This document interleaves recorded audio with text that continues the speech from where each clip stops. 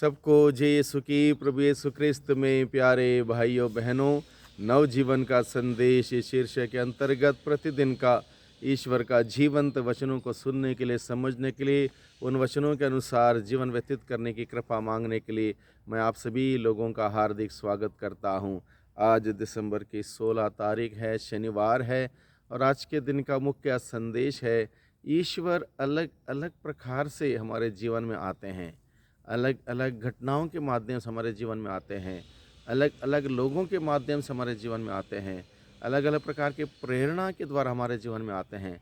लेकिन ज़रूरत क्या है? उसको पहचानने की, उसको अनुभव करने की, उसको ग्रहण करने की।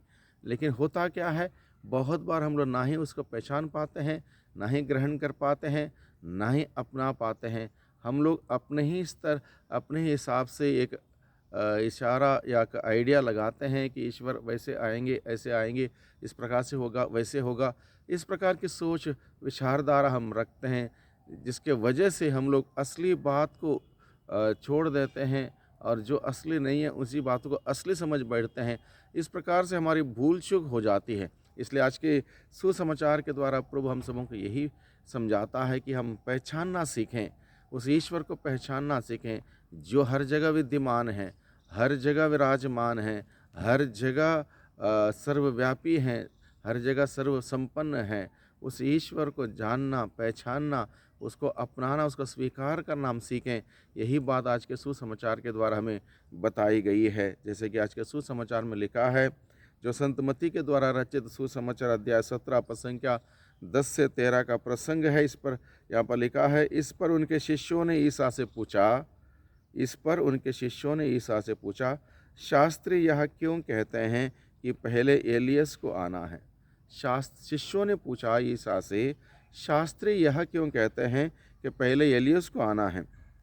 यीशु ने उत्तर दिया, एलियस अवश्य सब कुछ ठीक करने आएगा, परंतु मैं तुम लोगों से कहता हूँ, एलियस आ चुका है। उन्होंने उसे नहीं पहचाना और उसके साथ मनमाना व्यवहार किया है। उसी तरह मानव पुत्र भी उनके हाथों दुख उठाएगा। तब वे समझ गए कि ईसा यूहन्ना बपतिस्मा के विषय में कह रहे हैं। अब ये पॉइंट क्या है? यीशु के शिष्यों का है।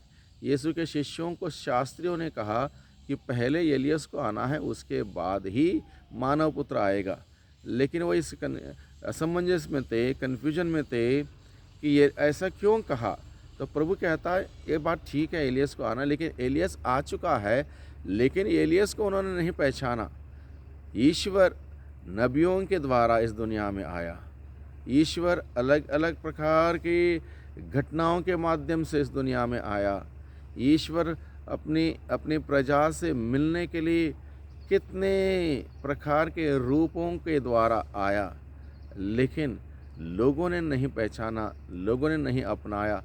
सबसे आखिर में वो शब्द शरीर धारण करते हुए इस धरती पर आया। शब्द शरीर धारण करते हुए इस धरती पर आया। यही बात आज के दिन में हम सबों को बताई जाती है। शिष्यों को ये बात भी समझ में नहीं आई, इसलिए प्रभु समझाता है कि वो ईश्वर आ चुका है, ईश्वर हमारे बीच में है, वो ईश्वर हमारे बीच में निवास कर चुका है, और उसको जानने की, समझने की, पहचानने की आवश्यकता है। इसलिए जितनों ने उसे अपनाया, उन सबों को उन्होंने ईश्वर की संतति बनने का अधिकार दिया। जितनों ने नहीं अपनाया, जिन्होंने अपने दिल में उसको जगह नहीं दी, अपने घर में जगह नहीं दी, वहाँ पर कुछ भी फर्क नहीं आया, किसी प्रकार का परिवर्तन नहीं हुआ।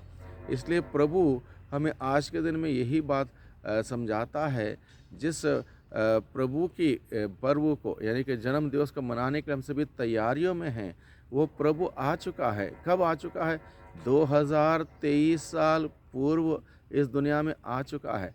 आज 2023 के बाद भी बहुत सारे लोगों ने उसे ना समझा, ना अपनाया, ना ही स्वीकार किया, ना ही उस पर विश्वास किया। ऐसा एक बात आज भी प्रचलित है।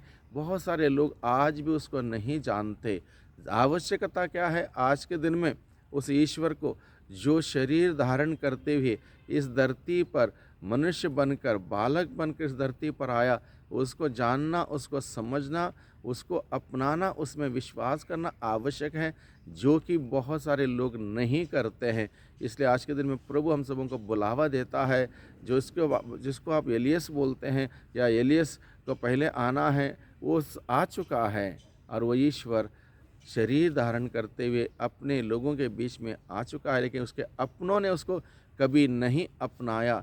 इसलिए प्रभु आज के दिन में फिर एक बार हम सबों को यह बात इस संदेश के द्वारा हम सबों को बताता है, हम अपनाएं, उस ईश्वर को अपनाएं, उस ईश्वर को स्वीकार करें, उसमें विश्वास करें, उसके अनुसार जीवन बिताने का प्रयास करें। यही बात प्रभु आज के सुसमाचार के द्वारा हम सबों के सम्मुख रखता है। इसलिए आइए भाइयों बहनों, आज के वचन के लिए प्रभु को धन्यवाद दें। इस वचन के अनुसार जीवन बिताने की शक्ति सामर्थ्य मांगे प्रभु से हम प्रार्थना करें।